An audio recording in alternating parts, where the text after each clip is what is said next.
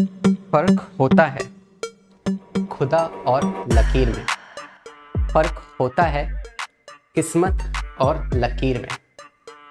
जो चाहो अगर वो ना मिले तो समझ लेना कुछ अच्छा लिखा है तुम्हारी तकदीर में।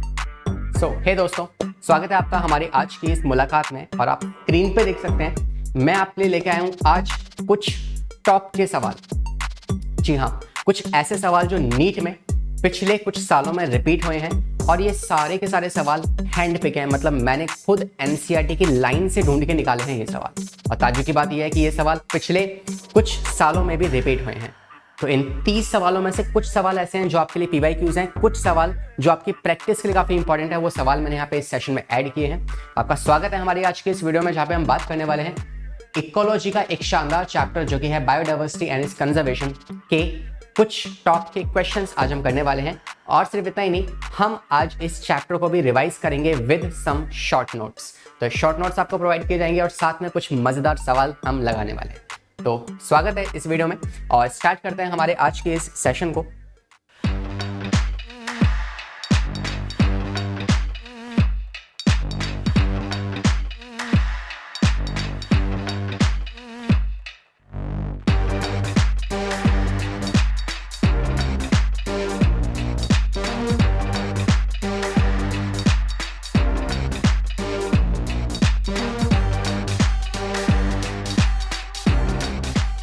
सबसे पहले आप देख सकते हैं कि ये कुछ हमारे पास शॉर्ट नोट्स हैं, जो नोट्स आपको डिस्क्रिप्शन में मिल जाएंगे। नोट्स को ध्यान से देखिएगा।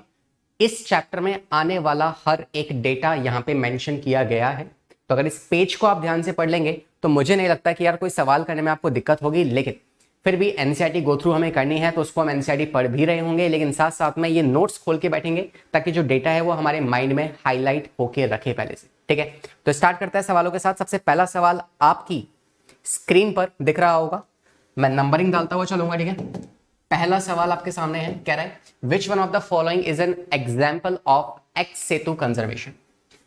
अब पहली बात, एक्स सेतु कंजर्वेशन क्या होता है, मैं सिर्फ सवाल नहीं करा रहा, सवाल के पीछे की कहानी जो है उसे भी बयां करूंगा। तो हम देखते हैं यार एक्स सेतु कंजर्वेशन क्या है। दो तरीके स्टेप्स होते हैं हमारे पास किसी भी बायोडाइवर्सिटी को कंजर्व करने के। तरीका नंबर 1, आप इन सेतु कंजर्वेशन कर सकते हो। दूसरा तरीका, आप एक्स सेतु कंजर्वेशन कर सकते हो। इन सेतु कंजर्वेशन में आप उस स्पीशीज को उसी की जगह पे कंजर्व कर देते हो, क्योंकि उस स्पीशीज को खतरा होता है ह्यूमन से। तो ह्यूमंस का आना प्रोहिबिटेड हो जाता है, वहां पे एंट्री नहीं ले सकते। कुछ रिसर्च, कुछ लेबोरेटरी काम के लिए आप जा सकते हो, लेकिन प्रॉपर डॉक्यूमेंटेशन के साथ। ठीक है, तो वो होता है आपका इन सेतु कंजर्वेशन, जहां पे आप उन पर्टिकुलर स्पीशीज को उन्हीं की जगह पे बंद कर दोगे, या आप कह सकते हो उन्हें रेस्ट्रिक्ट कर दोगे उस जगह पे। ठीक है, ह्यूमंस की एंट्रेंस को रोक दोगे। दूसरा होता है एक्स सेतु की यार कुछ ऐसी स्पीशीज जो कि बहुत ही क्रिटिकल डेंजर में है, मतलब खत्म ही होने वाली है। You can count them on numbers, you can count them on fingers.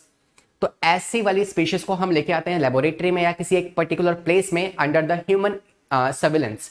उसे आप कहते हो एक्स सेतु कंजर्वेशन। ठीक है, बड़े बेहद आसान है, इसको याद रखना कि इन सेतु मतलब उन्हीं की जगह पे, एक्स सेतु मतलब बाहर लेके आना। ठीक है, तो कुछ ऐसे ही इलाके यहाँ पे नाम दिए गए हैं। कौन कौन से हैं वो इलाके, आइए जानते हैं उसके बारे में। पहला होगा हॉटस्पॉट। हॉटस्पॉट्स कुछ ऐसी जगहें होती है जहां पे आपको यूनिक स्पीशीज देखने को मिलेगी। ठीक है, जैसे इंडो बर्नो हो गया आपका, है ना, वेस्टर्न घाट हो गया और आपका ईस्टर्न हिमालयाज हो गया। ये 3 एग्जाम्पल आपकी एनसीईआरटी में मेंशन है, तीनों एग्जाम्पल आपको पता होने चाहिए। दूसरा है आपके सेक्रेड ग्रुव्स। सेक्रेड ग्रुव्स क्या होते हैं, ये कुछ ऐसी जगहें हैं या आप चाहते हो किसी स्पीशीज को कंजर्व करना, तो एक काम करो, उसको ना रिलीजियस पर्पस के साथ जोड़ दो। उसे कहते हैं क्या, सेक्रेड ग्रुव्स। जैसे कि आपको पता है तुलसी, तुलसी को कोई इतनी आसानी से नहीं काटता, है ना, हालांकि उसके पत्ते मतलब तोड़ते नहीं है तुलसी को, क्यों, बिकॉज हमने उसको रिलीजियस पर्पस से जोड़ दिया है, इस वजह से हमने इस तरीके से कंजर्व कर लिया। ऐसे अगर आप जंगलों में जाओगे जहां पे ट्राइब्स रहते हैं, वहां पे पेड़ काटना इतना आसान नहीं होता। क्यों, बिकॉज वहां के लोग उन्हें अपना भगवान मानते हैं पेड़ों को, तो वो काटने नहीं देंगे आपको। तो ऐसे अगर आप किसी स्पीशीज को बचाना चाहते हो तो उसको रिलीजियस पर्पस के साथ जोड़ दीजिए and you will see the magic. Okay, this is what happens in the case of sacred group. हालांकि ये एनिमल्स, प्लांट्स या किसी भी चीज की स्पीशीज पे वैलिड है, लेकिन ये दाव उल्टा पड़ गया था जब हमने रिवर पे लगाया। तो गंगा जो है उसको हमने रिलीजियस पर्पस से जोड़ा, लेकिन आप जानते हैं गंगा जो होली रिवर है उसमें लोग अपने कपड़े, काफी कुछ डाल देते हैं उसमें, है ना, तो इस वजह से वो कुछ हद तक पॉल्यूट हो जा रही है, तो ये वाला दाव उल्टा पड़ गया, लेकिन जनरली ये वाला चीज काम करती है, इसे आप कहते हो सेक्रेड ग्रुप्स। ठीक है, नेक्स्ट आपके पास बायोस्फीयर रिजर्व्स आप बना सकते हो, नेशनल पार्क्स आप बना सकते हो, या फिर वाइल्ड लाइफ सेंचुरीज जो है, ये एग्जाम्पल्स है इन सेतु कंजर्वेशन का। दूसरा एग्जाम्पल जो होता है वो होता है botanical garden, zoological park, seed banks और wildlife sanctuaries. Seed banks में आप सीड्स को कंजर्व करते हो and the process is called as a cryopreservation. ठीक है, तो ये वाला टॉपिक जिससे हमने अभी भी एक सवाल देखा, आइए अब उस सवाल का जवाब जानते हैं और देखते हैं आप में से कौन उसका सही जवाब दे पाएगा। तो सवाल कुछ ऐसा है कि बताओ एक्स सेतु कंजर्वेशन का कौन सा वाला एग्जाम्पल है यहाँ पे, तो आप जानते हैं seed bank. Seed bank is the example of ex Setu conservation. ठीक है, क्रायो प्रिजर्वेशन वर्ड को भी यहाँ पे लिख सकते हो, ऐड कर सकते हो। ठीक है, क्रायो प्रिजर्वेशन, क्रायो प्रिजर्वेशन। ठीक है, अगले सवाल पे आते हैं। सेकंड क्वेश्चन जो है वो आपसे कह रहे हैं, रीड कर लीजिए बड़े ध्यान से। Biodiversity at a geographical region presents, किसी एक जियोग्राफिकल रीजन की जो बायोडाइवर्सिटी है उसका मतलब क्या होता है। Endangered species found in the region, क्या उसे हम बायोडाइवर्सिटी कहते हैं। The diversity in the organism living in that region, जो डाइवर्सिटी वहां पे रहती है उसे आप कहते हो बायोडाइवर्सिटी। या फिर genetical diversity in the dominant species of the region, या फिर species endemic to the region. तो क्या लगता है क्या होना चाहिए। बायोडाइवर्सिटी या नाम ही है इस चैप्टर का, और नाम ही है तो आप जानते हैं, है ना, सबसे पहले हम इस चैप्टर के नाम को ही जानते हैं। तो obviously what is biodiversity, it is the diversity of the organisms, of the living organisms living in a particular area is called as a biodiversity। bio मतलब क्या होता है, living। ठीक है, तीसरा सवाल हमारे सामने, and the third question is same. large woody vines are more commonly found in the mangroves, tropical rain forest, alpine forest या फिर temperate forest। तो किस जगह पे आपको लार्ज वुडी वाइन्स देखने को मिलेंगी, ये आपको बताना है, ये आपका सवाल है। तो एनसीईआरटी में ये लाइन, ये वर्ड, ये नाम मेंशन किया गया है, और वो नाम अपने आप में काफी इंपॉर्टेंट है बिकॉज इसके बारे में कुछ बातें वहां बताई गई हैं। तो आप कहेंगे कि यार ये ट्रॉपिकल रेन फॉरेस्ट जो है उसमें पाया जाता है, तो that is the correct answer. ठीक है, सिलेक्शन अगर चाहिए ना तो एनसीईआरटी को ढंग से पढ़ना सीखो, और ढंग से ही साथ साथ में बार बार पढ़ना सीखो। जब तक आपने एनसीईआरटी को ढंग से नहीं पढ़ा है, आपने 5-6 बार एनसीईआरटी को नहीं करा है, और ऐसे ही तुम जा रहे हो एग्जाम देने, हाँ भाई हम नीट का एग्जाम देंगे, तो नहीं होने वाला बॉस, नहीं होने वाला, सिलेक्शन नहीं होगा। नीट का सिलेबस आप जानते हैं 50% है, आपको सिलेक्शन ये अकेला नीट भी ये बायोलॉजी भी करवा सकती है। कुछ मार्क्स फिजिक्स में जोड़ लो, कुछ मार्क्स केमिस्ट्री में जोड़ लो, 100 मार्क्स तो जोड़ ही सकते हो। बाकी अगर 350 मार्क्स तुम बायो में भी ले आए ना तो सिलेक्शन हो जाता है, लेकिन उसके लिए शर्त क्या है, एनसीईआरटी को ढंग से पढ़ना पड़ेगा। राइट, तो हर एक सवाल आपका एनसीईआरटी के सामने दिखाया जा रहा है। परफेक्शन की बात हो रही है यहाँ पे, कोई 1% चांस भी नहीं है कि यार इस टॉपिक में से कोई सवाल आ जाए जो यहाँ पे ना डिस्कस हुआ। ठीक है, तो ध्यान रखना, हर एक सवाल यहाँ पे इंपॉर्टेंट है, हर एक सवाल पे आपका कॉन्सेंट्रेशन पूरा होना चाहिए। Fourth question is saying which one of the following shows the maximum genetic diversity in India। Genetical diversity सबसे ज्यादा इंडिया में कहां पाई जाती है, कौन सी स्पीशीज की सबसे ज्यादा जेनेटिकल डाइवर्सिटी देखने को मिलती है। तो इसका नाम भी मेंशन है एनसीईआरटी में और नंबर भी मेंशन है। जानते हैं जवाब इस सवाल का। राइस की कितनी स्पीशीज हमारे पास अवेलेबल है, अप्रोक्सीमेटली 5000 हमारे पास जेनेटिकल डाइवर्सिटी अवेलेबल है। मैंगो की डाइवर्सिटी भी मेंशन है एनसीईआरटी में, जो कि होती है कुछ 1000 डाइवर्सिटी अवेलेबल होती है। ऑल्दो इस सवाल का जवाब ऑप्शन नंबर ए है, राइस की सबसे ज्यादा हमारे पास क्या है, डाइवर्सिटी पाई जाती है अमॉन्ग द फॉलोइंग। ठीक है, तो आई थिंक ये सवाल भी आपको समझ में आया होगा। आते हैं फिफ्थ क्वेश्चन पे। पांचवा सवाल कह रहा है select the correct statement about the biodiversity. Biodiversity के बारे में आपको करेक्ट स्टेटमेंट पता लगानी है, बताओ कौन सी स्टेटमेंट सही है। तो आई थिंक आपने क्वेश्चन रीड किया होगा, pause the video, take some time, try to digest it. मैं आपके साथ सवाल डिस्कस करने जा रहा हूं। सवाल के ऑप्शंस हैं, large scale planting of BT cotton have no adverse effect on the biodiversity. अगला आपको करेक्ट बताना, ठीक है। Western Ghat have a very high degree of species richness and endemism. Endemism क्या होता है, एंडेमिज्म है इसका मतलब होता है कि वो स्पीशीज जो उस पर्टिकुलर जगह पे ही पैदा हुई हैं, उस पर्टिकुलर जगह से ही बिलोंग करती हैं, उसे कहते हैं एंडेमिक। ठीक है, तो western Ghat have a very high degree of species richness. तीसरा है conservation of biodiversity is just a fad. Fad pursued by the developing countries. Last आपके पास the desert area of the Rajasthan and the Gujarat have a very high level of desert animal species and numerous rare animals. Numerous rare animals. तो चार statement पढ़ के यार हमें इतना समझ में आ जाना चाहिए कि यार ये वाली स्टेटमेंट जो है this is the only one which is the correct statement. ठीक है. वेस्टर्न घाट जो है आप जानते हैं वहाँ पे काफी हाई डाइवर्सिटीज आपको देखने को मिलेंगी, मगर साथ ही साथ वहाँ पे आपको कुछ स्पीशीज रिचनेस देखने को मिल जाएगा और साथ में एंडेमिज्म तो वहाँ पे है ही, मतलब वहीं की ओरिजिन स्पीशीज जो आपको वहीं मिलेंगी, कहीं और नहीं मिलेंगी. ऑब्वियसली वहाँ पे आपको हॉटस्पॉट्स देखने को मिल जाएंगे. ठीक है. वेस्टर्न घाट क्या है? आपका हॉटस्पॉट है. इस वजह से option number B is the correct statement. अगला सवाल आई थिंक 6th क्वेश्चन है. कह रहा है सैक्रेड ग्रुप्स जो है they are specially useful in preventing the soil erosion, year round flow of the water in the river, conserving the rare and threatened species, या फिर जनरेटिंग द एनवायरमेंटल अवेयरनेस. तो अगर आप सैक्रेड ग्रुप्स का सहायता लेते हो, इसकी मदद लेते हो, तो आप किसे बचा सकते हो? क्या आप एनवायरमेंट में अवेयरनेस जनरेट कर सकते हो, या फिर सॉइल इरोजन से बचा सकते हो, या फिर ऐसी स्पीशीज जो कि थ्रेटेंड है, खत्म होने वाली है, करार पे आ चुकी है डूबने की, है ना, उन स्पीशीज को आप बचा सकते हो. तो बिल्कुल सही है ना. तो सैक्रेड ग्रुप का इस्तेमाल जो कि आप जानते हैं इन सेतु कंजर्वेशन है, उसके लिए हम ऑप्शन नंबर 3 सही आंसर होगा. ओके. 7th क्वेश्चन आपसे कह रहे हैं, और ये सारे के सारे सवाल PYQs हैं, तो ध्यान रखना जो तुम इस टाइम पे कर रहे हो ना, हर एक सवाल के 4 नंबर की अहमियत है, और 4 नंबर करते करते करते करते कितने मार्क्स बन जाएंगे ये तुम जानते हो, है ना. तो कोई भी सवाल को इग्नोर नहीं करना है, बड़े ही शिद्दत से, बड़े ही ध्यान से पढ़ना है. सवाल पे ध्यान देते हैं. कह रहा है विच one of the following area in the India is a hotspot of biodiversity. इनमें से कौन सा एरिया हॉटस्पॉट है? जस्ट मैंने आपको अभी बताया था, जो कि है आपका वेस्टर्न घाट, ठीक है. अगला सवाल कह रहा था highest number of species in the world is represented by. सबसे ज्यादा स्पीशीज किसकी पाई जाती है पूरे वर्ल्ड में? सबसे ज्यादा स्पीशीज किसकी पाई जाती है पूरे वर्ल्ड में? तो वो कौन है? वो है आपकी fungus is having the maximum number of species. ठीक है. अगला सवाल कह रहा है which of the following is not used for x Setu plant conservation. कौन सा एक्स सेतु प्लांट का एग्जांपल नहीं है? आपको ये बताना नहीं है ना.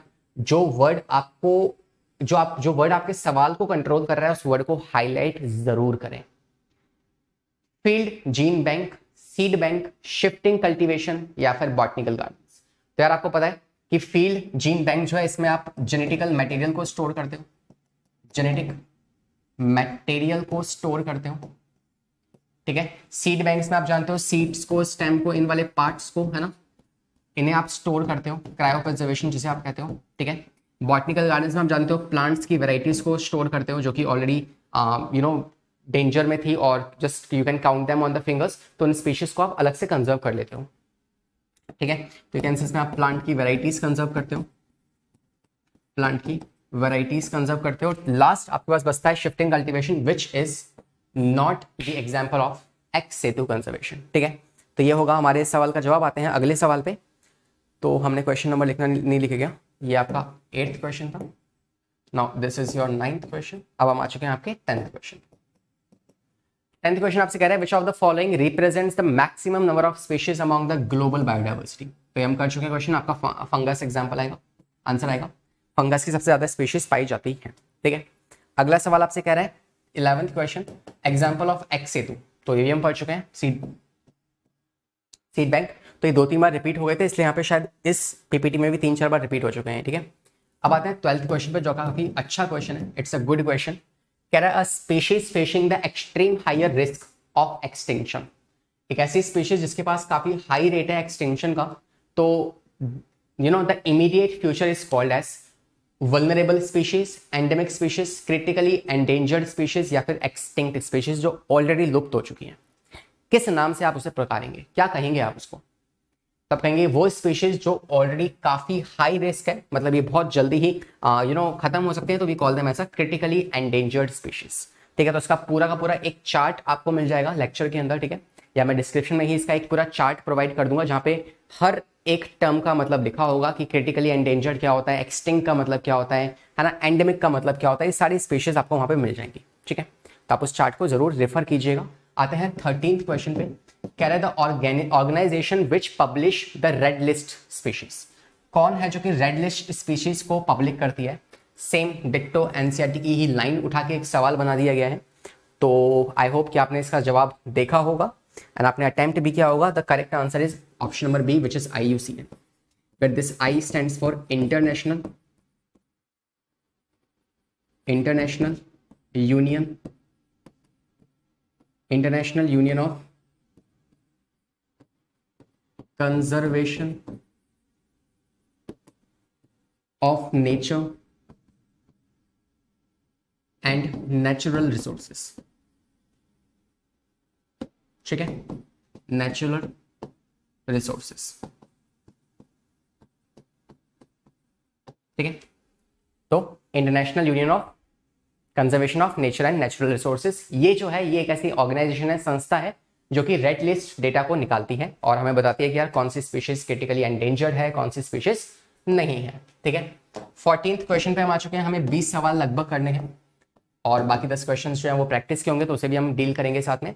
4th क्वेश्चन इज सेइंग 14 है, it's 14 right. Given below is the representation of the extent of global diversity of invertebrates. What group of four portion represents in the relativity? I think इस सवाल में हमें एक डायग्राम था वो missing है. वो डायग्राम मैं आपके लिए बना देता हूँ. ठीक है, वो डायग्राम मैं आपके लिए बना देता हूँ यहाँ पे. तो इस डायग्राम में ये वाला जो पार्ट है कुछ ऐसे जा रहा होगा, जिसमें से ये आपकी A होगी, ये आपकी B होगी, ये आपकी C होगी और ये आपकी D होगी. अब बताइए ABCD किससे मैच करता है, आपको ये बताना है. ABCD किससे मैच करता है, आपको ये बताना है. तो it's again a good question. वाला देखते हैं कौन सही जवाब देगा इसका. देखें आंसर. एक अच्छा सवाल है ये भी है ना, और इसमें चार्ट आपकी एनसीईआरटी में एक डायग्राम दिया गया है. और डायग्राम से क्वेश्चन काफी कम आते हैं नीट एग्जामिनेशन में, मगर स्टिल अगर आया है तो हमें देखना पड़ेगा. तो देखते हैं यार, आपको पता है सबसे ज्यादा आपके पास कौन पाए जाएंगे, इंसेक्ट्स होंगे. इंसेक्ट होंगे. आपको पता है कि एक डेटा हमें दिया गया कि यार हमारी इस पूरी दुनिया में 22% प्लांट है और 70% कौन है, एनिमल्स है. उन 70% एनिमल्स में से भी 70% कौन है, आपके इंसेक्ट्स हैं. ठीक है, तो इंसेक्ट सबसे ज्यादा होंगे. This is the proportion of insect. इसके बाद बी जो है ये कौन है, ये आपके मॉलस्क है. ठीक है, जिसमें से सी के हैं आपके पास, सी क्रस्टेशियंस लिखा हुआ है, सी आर क्रस्टेशियंस. और डी कौन है आपके, अदर एनिमल्स. डी कौन है आपके, अदर एनिमल्स. ठीक है, तो option number D is going to be the correct answer for this question. आते हैं अगले सवाल पे. 15th क्वेश्चन पे हम पहुंच चुके हैं. क्वेश्चन नंबर 15 डिस्कस करते हैं साथ में. Vertical distribution of different species occupying different level of biotic communities. तो आपको पता है कि यार अगर आप फॉरेस्ट में जाओगे तो जिस जगह पे जितनी ज्यादा स्पीशीज पाई जाती है वहां उतना ही ज्यादा वर्टिकल डिस्ट्रीब्यूशन देखने को आपको मिलेगा. हाँ कि नहीं, उतना ही ज्यादा वर्टिकल डिस्ट्रीब्यूशन आपको देखने को मिलेगा. तो if this is the floor of the forest, तो यहाँ पे आपको कुछ छोटे छोटे से है ना प्यारे प्यारे से हर्ब्स देखने को मिल जाएंगे. हर्ब्स हो गए, शर्ब्स हो गए, ग्रासेस हो गए, ये देखने को मिल जाएंगे.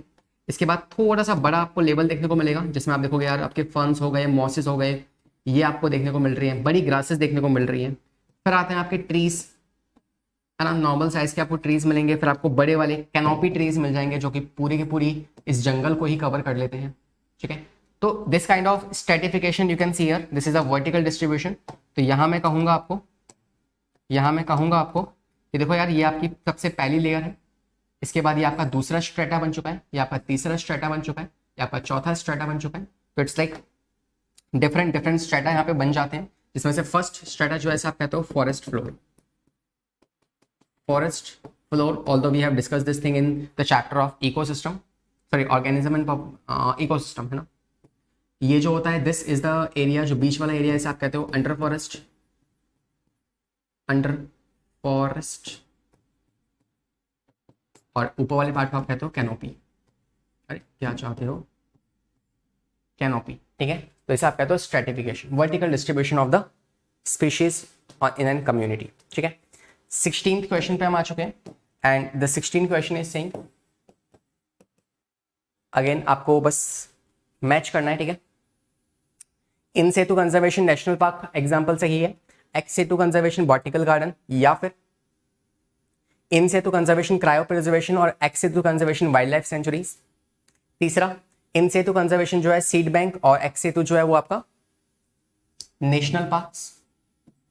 या फिर the in situ conservation is tissue culture and ex situ is sacred groups. तो I think option number A is the correct answer. ठीक है, इन सेतु कंजर्वेशन क्या होगा, नेशनल पार्क, आपने उनको उसी जगह पे रिस्ट्रिक्ट कर दिया है। और एक्स सेतु में एग्जांपल आएगा आपका बॉटनिकल गार्डन्स, कि आप कुछ स्पीशीज को बाहर निकाल के ले आए हो। ओके, 17th क्वेश्चन पे आते हैं। कह रहा है which of the following characteristic is mainly responsible for diversification of insect on the land. Diversification of the insect on land, इतने ज्यादा इंसेक्ट हमारे पास क्यों है? इंसेक्ट है बिल्कुल पिद्दू से, छोटे से, तेंदू से होते हैं, मगर फिर भी इतने ज्यादा मात्रा में कैसे अवेलेबल है? भाई बहुत बड़ा हो, ताकतवर हो, डोमिनेटिंग हो, समझ में आता है, लेकिन छोटे से पिद्दू से इंसेक्ट इतने सारे, बारिश आती है तो मच्छरों की भीड़ बारात निकलना शुरू हो जाती है। कहाँ से आते हैं इन सारे इंसेक्ट, है ना? तो जो आपने देखोगे आज कॉकरोच वगैरह घूम रहे हैं, ये इतने इंसेक्ट आ कहाँ से रहे हैं? तो कारण क्या है उनके इतनी ज्यादा डाइवर्सिफाइड या डाइवर्सिफिकेशन इन स्पीशीज का? तो आप कहेंगे सेगमेंटेशन, या फिर बायलैटरल सिमेट्री, या एक्सोस्केलेटन, या फिर आइस। तो यार वैसे तो आप जानते हैं कि आपके पास कुछ ऐसे आर्थ्रोपॉड्स हैं जो पानी के अंदर रहते हैं, है ना, अंडर अनफेवरेबल कंडीशंस, फिर वो जमीन पे आ जाते हैं, इस तरीके से वो सर्वाइव कर पाते हैं। वैसे जनरली क्या होता है कि जो इंसेक्ट है वो ड्राई कंडीशन में सर्वाइव नहीं कर पाते, है ना। ड्राई कंडीशन में उनकी बॉडी जो है वो ड्राई हो जाती है, सूख जाती है, मगर उनके पास प्रेजेंट है एक ultra protection, Baahubali protection, which is exoskeleton. Exoskeleton की वजह से, जो कि काइटिन से बना होता है। एंड ये आप मुझे कमेंट सेक्शन में बताएंगे काइटिन से बनी हुई किसकी सेल वॉल होती है, किसकी सेल वॉल काइटिन से बनी होती है। और ये जो आपके पास एक्सोस्केलेटन है ये भी बना हुआ है, तो ये प्रोटेक्शन प्रोवाइड करता है, जिस कारण से इनकी मरने के चांसेस बहुत कम हो जाते हैं। ठीक है, आते हैं 18th क्वेश्चन पे। सवाल नंबर 18 कह रहा है most animals are tree dwellers. ज्यादातर एनिमल्स जो होते हैं वो ट्री ड्वेलर्स हैं, कहाँ पे? कॉर्निफेरस फॉरेस्ट में, थ्रॉन्स में, या फिर टेम्परेट डेसिडियस में, या ट्रॉपिकल रेन फॉरेस्ट। तो आपको पता है कि यार ट्रॉपिकल रेन फॉरेस्ट एक ऐसा जंगल है, एक ऐसा एरिया है जो कि आपके इक्वेटर पे लाई करता है।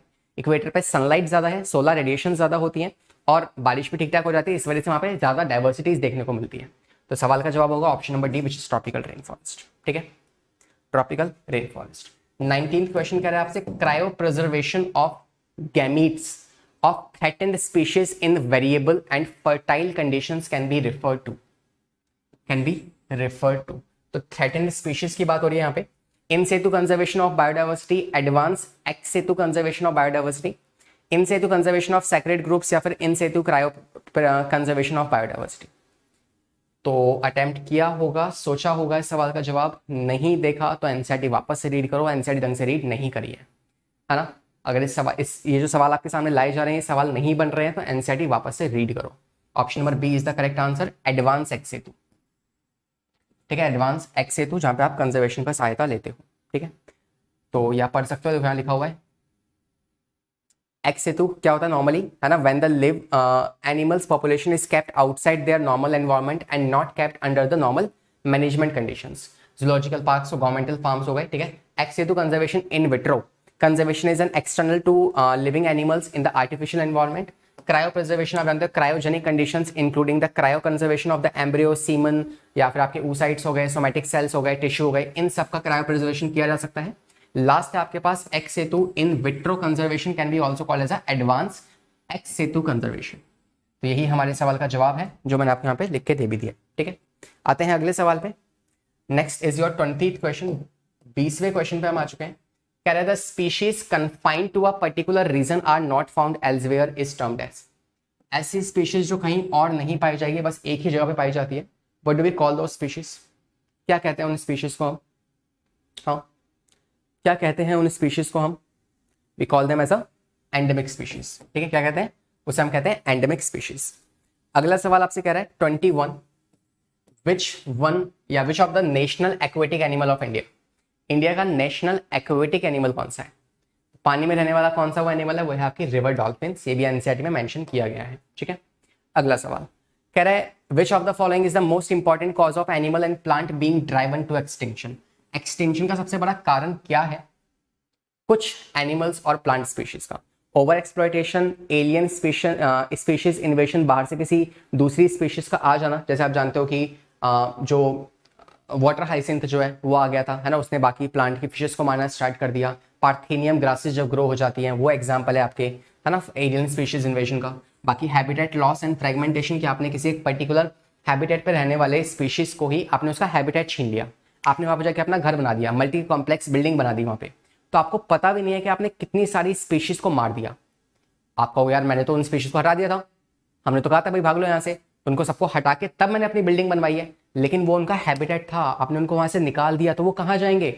नहीं जाएंगे, वो मर जाएंगे जहां भी जाएंगे। तो हैबिटेट लॉस, कुछ ऐसी स्पीशीज हैं जो कि अपने हैबिटेट में ही स्टार्टिंग से रही हैं और वहीं पे रहना पसंद करती है और वहीं पे रह सकती हैं। अब उनको इस हैबिटेट से हटाओगे तो वो मर जाएंगी, तो आपको पता भी नहीं कि आपने उस एक बिल्डिंग के चक्कर में न जाने कितनी स्पीशीज को गायब कर दिया इस दुनिया से, राइट। तो habitat loss and the fragmentation can be one of the reason for extinction. और लास्ट है को एक्सटिंक्शन। को एक्सटिंक्शन में क्या होता है? It's like you and me, आपका सिलेक्शन नहीं हुआ तो हम भी नहीं रह पाएंगे, राइट, और आपका सिलेक्शन हो गया तो हम भी आबाद हो जाएंगे, राइट। तो सिलेक्शन, इस एग्जांपल से आप समझे कि यार को एक्सटिंक्शन, आप हो तो हम है, हम है तो आप हो, नहीं आप हो तो हम ही है, ठीक है। तो this is what happens with them also, कि अगर एक स्पीशीज दूसरी स्पीशीज एक दूसरे से तहाशा मोहब्बत करती हैं और उनमें से एक अगर मरी तो दूसरी वाली भी जान खो देगी, ठीक है। दोनों पे इतने ज्यादा डिपेंडेंट है कि अगर एक ने मना कर दिया जीने से, दूसरा अपने आप दूसरे को भी मरना पड़ेगा, ठीक है। तो इट्स कॉल्ड एज अ को एक्सटिंक्शन, ठीक है। को एक्सटिंक्शन, एक के मरने की वजह से दूसरा भी मर जाएगा। तो बताओ इन चारों में से सबसे ज्यादा एक्सटिंक्शन का कारण क्या बनता है? तो ये चारों के चारों मैंने देखो एक्सटिंक्शन के तरीके आपके नोट्स में भी मेंशन कर दिए, ठीक है। ये पूरे चैप्टर के नोट्स नहीं है, मगर इस चैप्टर में जितने भी सवाल आए हैं, जहां जहां से सवाल आए हैं उसके नोट्स हैं ये, ठीक है। तो यहाँ पे वो सारा डेटा है जिससे काफी सवाल बन चुका है, तो इसलिए मैंने उस डेटा को यहाँ पे इंक्लूड किया है, ठीक है। तो कॉज ऑफ बायोडाइवर्सिटी लॉस क्या होते हैं? आपके पास habitat loss, fragmentation, over exploitation, alien species invasion और को एक्सटेंशन। जिसमें सबसे बड़ा कारण कौन सा है? Habitat loss and fragmentation. तो ये सबसे बड़ा कारण बनता है, ठीक है। आते हैं सवाल के जवाब पे, तो option number C is going to be the correct answer. आते हैं अगले सवाल पे। 21 हो गया था, 22 क्वेश्चन हमने कर लिया है, now we are on 23rd question. कह रहा है how many hotspot biodiversities in the world have been identified till date by Norman Myers.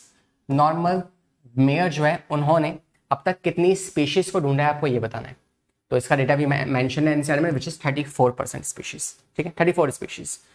अगला आते हैं 24th क्वेश्चन पे। कह रहा है where among the following will you find the pitcher plant. Pitcher plant इन 4 जगहों में से कहां देखने को आपको मिल सकता है? Is you can find them in the rain forest of northern India, या सुंदरबन जो कि आप जानते हैं एक आपके पास हॉटस्पॉट है ना, थार डेजर्ट्स, या फिर आपका वेस्टर्न घाट। वेस्टर्न घाट भी क्या आपका एक हॉटस्पॉट है। बाकी आपको पिक्चर प्लांट देखने को मिल जाएंगे rain forest of north east India, ठीक है। अगेन एनसीईआरटी का ही सवाल था, तो नहीं पता तो एनसीईआरटी वापस से रीड करो, शुरू करो, उठाओ एनसीईआरटी, पढ़ना स्टार्ट करो, है ना। There are genetical variation shows by medical plant rauvolfia vomitoria. Rauvolfia vomitoria, rauvolfia vomitoria. एक सवाल मैं आपको दे रहा हूं एज अ होमवर्क, आपको इस रुवोल्फिया वोमिटोरिया की फैमिली बतानी, किसकी फैमिली कौन सी होती है, ये आपके लिए सवाल है। मुझे कमेंट जरूर कीजिएगा, इंतजार रहेगा आपके सवाल का, ठीक है, कि रुवोल्फिया वोमिटोरिया की फैमिली कौन सी, आपको ये बताना है, ठीक है। तो कह रहा है this plant is grown in which one of the following region. इस प्लांट को कहां पे ग्रो किया जाता है? In ecological diversity, species diversity, genetical diversity, या फिर इकोसिस्टम डाइवर्सिटी, या फिर ecosystem diversity.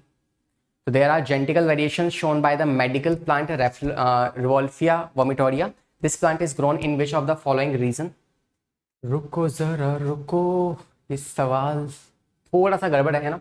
I still remember कि मैंने इस सवाल का ऑप्शंस वापस लिखे तो थे, कहाँ गए? आइए देखो, सेम सवाल है ना, हाँ। तो there are genetical variation shown by the medicinal plant which is rauvolfia vomitoria. ये कहाँ पाया जाता है? Is this found in the Deccan peninsula, या फिर आपके जेनेटिक प्लेन्स में, हिमालयन रेंज में, या फिर आपके नॉर्थ ईस्ट जगह पे? कहाँ पाया जाता है ये वाला प्लांट? कहाँ पाया जाता है ये वाला प्लांट? तो इसकी इस फैमिली का नाम आपको मुझे कमेंट करना है, और बाकी इसका सवाल का जवाब क्या होगा? That is option number C, Himalayan range में आपको ये प्लांट मिल जाएगा। We done with 25th, now this is 26th question. कह रहा है what is so special about the tropic that might account for their great biological diversity. क्या खास बात है ट्रॉपिकल रेन फॉरेस्ट में? Frequent glaciation in the past and distribution conditions, या फिर more seasonals and unpredictable environment वहां पे होता है, या फिर ज़्यादा सोलर एनर्जी अवेलेबल है ट्रॉपिकल जो कंट्रीब्यूटर्स हैं टू हायर प्रोडक्टिविटी, जिसके क्या होता है प्रोडक्टिविटी बढ़ जाती है और इनडायरेक्टली ग्रेटर डाइवर्सिटी भी वहाँ पे आ जाती है।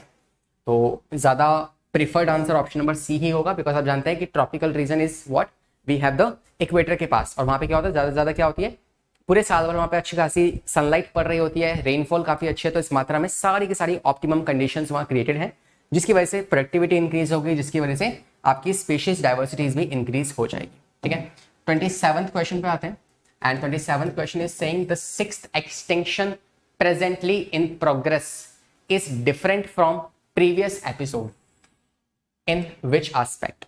Human activities are not responsible, being much slower and less harmful, या 100 से 1000 गुना फास्टर बढ़ चुका है ये because of the human activities, है ना। We humans, you know what, we are so intelligent, we are so intelligent, है ना, in creating the stupid things। ठीक है, तो कह रहा है कि यार 6th एक्सटेंशन जो आने वाला है ना, वो डिफरेंट होगा बाकी के एक्सटिंक्शन से। कैसे कि भाई इस बार का जो एक्सटिंक्शन आएगा वो 100 से 1000 गुना जल्दी आने वाला है। हमारे कुछ ऐसे महान कार्य की वजह से इसकी स्पीड इतनी ज्यादा बढ़ चुकी है कि यार 100 से 1000 गुना ज्यादा जल्दी अब 6th एक्सटिंक्शन आएगा। Next, gametes of threatened species can be preserved in very viable and fertile conditions for a long period of time by tissue culture method की वजह से, या क्रायो प्रिजर्वेशन, या सीड बैंक, या फिर आपके जूलॉजिकल पार्क्स। तो क्रायो प्रिजर्वेशन की मदद से आप उसे ज्यादा से ज्यादा टाइम तक स्टोर कर सकते हैं। ठीक है, 29th क्वेश्चन आपसे कह रहा है when a host fish species become extinct, अगर कोई होस्ट एक्सटिंक्ट हो गया तो its unique assemblage for a parasite also meets the same fate, तो इसके साथ जो इसका पैरासाइट होगा वो भी क्या होगा, एक्सटिंक्ट हो जाएगा। ये जो एग्जाम्पल है ये किसका एग्जाम्पल है? Is this the alien species invasion, या फिर आपका म्यूचुअलिज्म, या को एक्सटिंक्शन, या फिर आपका एंडनिज्म? मैंने आपको समझाया था है ना कि अगर एक चला गया तो यार दूसरा वाला सर्वाइव नहीं कर पाएगा, है ना, वो रो रो के पिट पिट के, है ना, खुद ही बेचारा हार जाएगा, है ना। तो ये एग्जाम्पल है को एक्सटिंक्शन का, ये एग्जाम्पल है को एक्सटिंक्शन। ठीक है, तो बड़ा ही ईजी है इसको याद रखना है ना। को का मतलब क्या होता है, जैसे होता है को एजुकेशन। को एजुकेशन क्या होता है, जिसमें मेल्स और फीमेल्स, मतलब मेल एंड फीमेल दोनों एक साथ पढ़ते हैं। ठीक है, इट्स को एजुकेशन। तो ऐसी को मतलब दो एक साथ वाले। ठीक है, अब आते हैं कुछ और सवाल पे। ये आपके प्रैक्टिस सवाल है, 30 से आने वाले आगे के सवाल प्रैक्टिस है, जो मैं आपकी प्रैक्टिस के लिए लेके आया हूँ। और ये ध्यान रखना कि ये एनसीईआरटी की लाइन है, एनसीईआरटी की लाइन है जिनको एज अ क्वेश्चन फ्रेम किया गया है आपके लिए बड़ी मेहनत से, है ना। तो ये आप भी कर सकते हैं, लेकिन उसके लिए शर्त है कि आपको एनसीईआरटी को बार बार पढ़ना पड़ेगा, बार बार पढ़ना पड़ेगा। देखते हैं सवाल का जवाब। कह रहा है scientist estimated that in the rain forest there might be at least 2 million of dash waiting to be discovered and named. तो आपके पास 2 मिलियन से भी ज्यादा स्पीशीज जो है वो अभी भी बची हैं डिस्कवर करने के लिए और नाम देने के लिए। वो कौन सी स्पीशीज है आपको ये बताना। देखें भाई सवाल का जवाब। सवाल का जवाब होगा आपका इंसेक्ट। इंसेक्ट जो है उनकी 2 मिलियन से भी ज्यादा स्पीशीज जो है they are yet to be discovered, yet to be named. तो अगेन एनसीईआरटी की लाइन, एनसीईआरटी का सवाल। ठीक है, 31 आपसे कह रहे हैं presently many marine fishes population around the world are dash endangering the continued extinctions of some commercially important species, some commercially important species। तो आज के टाइम पे भी आपको काफी सारी मैराइन फिशेस जो है ना उनकी पॉपुलेशन जो है around the world they are endangered. ठीक है, एंड देयर कॉन्टिन्यूस एक्सटिंक्शन जो है उनका कहीं ना कहीं हो रहा है। तो क्यों ऐसा हो रहा है? Because of the over exploitation. उसको हम बहुत ज्यादा ही खा रहे हैं, उसका बहुत ही ज्यादा ओवर एक्सप्लॉयटेशन कर रहे हैं, है ना। उसको हम ज्यादा हार्वेस्ट कर रहे हैं, ओवर हार्वेस्टिंग, है ना। इसे आप एक और कह सकते हो ओवर हार्वेस्टिंग। ओवर हार्वेस्टिंग इस कारण की वजह से काफी सारी फिशेस की जो स्पीशीज है वो क्या हो रही है, एक्सटिंक्ट होती जा रही है एट अ वाइड रेंज। ठीक है, तो ये सवाल का जवाब है। 32 पे आते हैं। 32 पे आता है, कह रहे हैं अप्लाइंग द मेस प्रोपोर्शन। अगर मेस किया जो साइंटिस्ट उनकी प्रोपोर्शन आप लगाएं तो India diversity figure there are probably more than dash plant species and more than dash animal species yet to be discovered and describe. तो कितनी species of plant and animals की और भी ज्यादा डिस्कवर की जा सकती है? देखते हैं भाई इसका जवाब क्या होगा। तो इसका जवाब होगा आपका प्लांट की स्पीशीज कुछ 1 लाख, ठीक है। प्लांट की स्पीशीज कुछ 1 लाख और एनिमल की स्पीशीज कुछ 5 लाख। इतनी स्पीशीज जो है they are yet to be discovered and to be describe. ठीक है, तो अगेन एक और डेटा से एक और सवाल आते हैं, लास्ट के कुछ सवाल जो कि आपको बस सवाल पढ़ना है, जवाब देना है, कोई ऑप्शंस नहीं है आपके लिए। लेट अस सी कि आपको कितना चैप्टर याद है। चैप्टर कितना याद है, अगर ये आपको चेक करना है कितना अच्छे से आपने पढ़ा है, तो ये क्वेश्चन जरूरी है ना। ऑप्शंस दे दूंगा तो फटाक से टिक लगा दोगे, लेकिन ऑप्शंस नहीं है तो देखते हैं कौन जवाब देगा। ठीक, कौन जवाब देगा। तो IUCN की फुल फॉर्म क्या होती है आपको बता चुका हूँ, which is international union of conservation of nature and natural resources. ठीक है, ये आप खुद लिख लीजिए। अगला सवाल आपसे कह रहा है biodiversity has 3 lakh species of what. 3 lakh species किसकी अवेलेबल है हमारी इस बायोडाइवर्सिटी में, तो आप कहेंगे insect is the correct answer. मेरे सवाल देने से पहले जवाब को जरूर सोचिएगा, वीडियो को पॉज कीजिएगा, सारे सवालों के जवाब लिख लो एक पेन पेपर पे, है ना, और फिर इस वीडियो को आगे देखिएगा ताकि आप चेक भी कर सकें कि आपने कितने सही जवाब दिए, कितने गलत जवाब दिए। ठीक है, अगला कह रहा है आपके पास कि biodiversity has 28,000 species of what. 28,000 species किसकी पाई जाती है, आपको ये बताना है। 28,000 स्पीशीज जो है वो किसकी पाई जाती है, आपको ये बताना है। यस, तो जवाब होगा इसका फिशेस, है ना।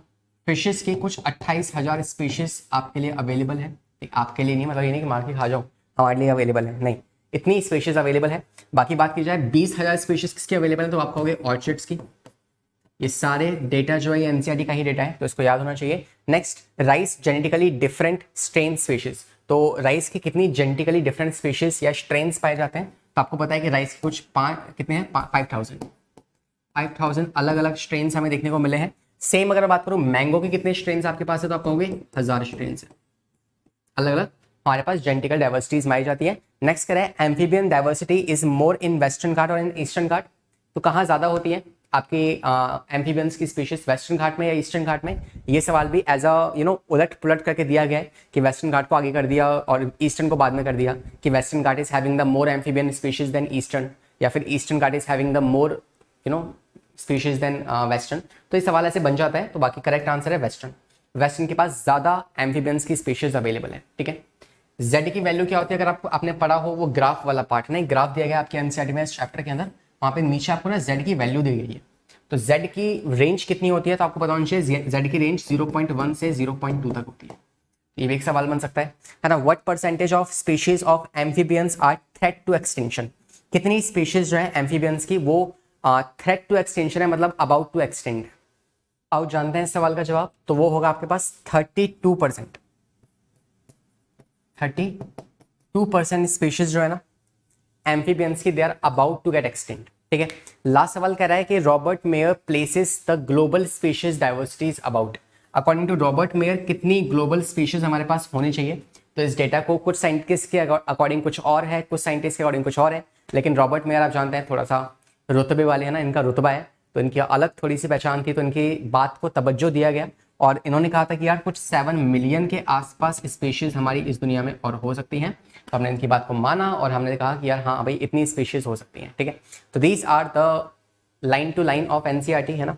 तो एनसीईआरटी की जुबानी हमने कुछ यहाँ पे बातें पढ़ी हैं, इन सभी बातों को प्लीज नोट डाउन कर लीजिएगा कि राइस की स्पीशीज कितनी है, फंगस की कितनी है, आपके पास मैंगो की कितनी है, कितनी स्पीशीज जो एक्सटिंक्ट हो चुकी हैं, है ना, वर्टिब्रेट्स इनवर्टिब्रेट प्लांट्स की।